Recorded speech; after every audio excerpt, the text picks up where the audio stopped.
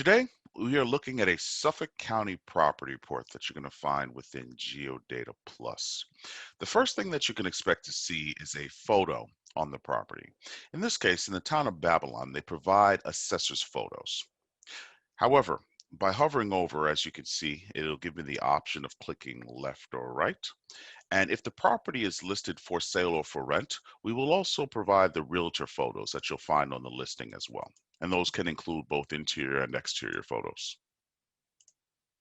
To the right, you'll find your embedded map with your different map layer options of tax parcel, flood zone, as well as your satellite view. Under your legal ID section, this will give you the district section block and lot, APN, along with your FIPS on the property, along with giving you information such as your municipality, township, school district, energy standard, census, and track. Under your ownership summary, off to the right, this will give you the owner that's on record, along with the address that they have on file. And this link right here that says find telephone numbers for this owner can sometimes find additional numbers for the owner that's on record.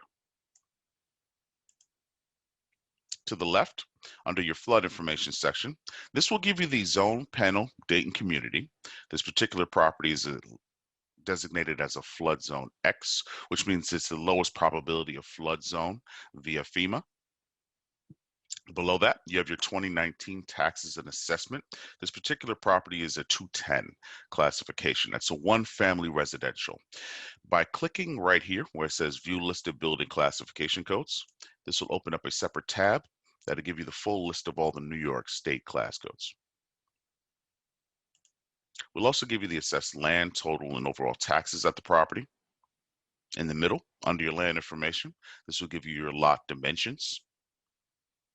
Now, under your building information, this is a section that will vary depending upon what township you're doing your search within Suffolk County. In most areas, you will find style, year built, room counts, square footage, and information as far as garages, pools, and things of that nature.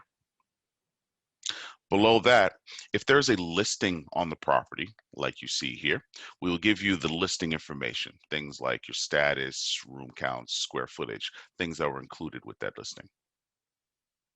To the left, under your sound score section, this was a company that was able to calculate how loud a property is. And they break that down to a couple different types of noise. You have your pedestrian, vehicle, and airport noise.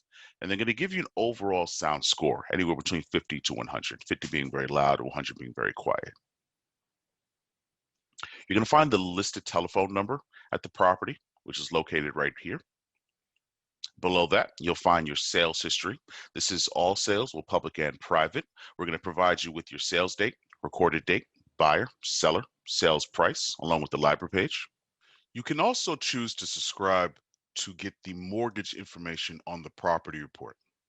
As you can see, this will provide you with the date, amount, type, lender, as well as the satisfaction date on any mortgages that either have or have not been satisfied.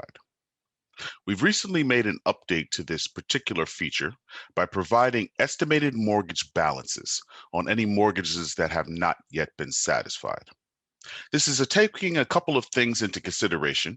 As you can see here, this is assuming that the mortgage is a 30-year conventional mortgage. It's been paid on time every month, and that's using the average interest rate at the time the mortgage was closed. Lastly, on the property report, we're going to provide you with automated valuation models. We work with a couple of different companies, in this case, Atom Data. They will provide you with an automated valuation on the property, which includes both your value, high-low ranges, along with their confidence score, which is their confidence score based off of their own internal data on how confident they are in the accuracy of their value. Next up, I wanted to touch on a separate property report to go over a couple of other things. The first one being, anytime that you come into a property report that has a recent list pendants, you'll get this red flag at the top. You can either scroll down on the property report or click on this, and it'll take you further down. It'll give you the date that the list pendants was taken out, the ID, amount, parties including your plaintiff's attorney, as well as your defendant, along with the library page on that lien. We also provide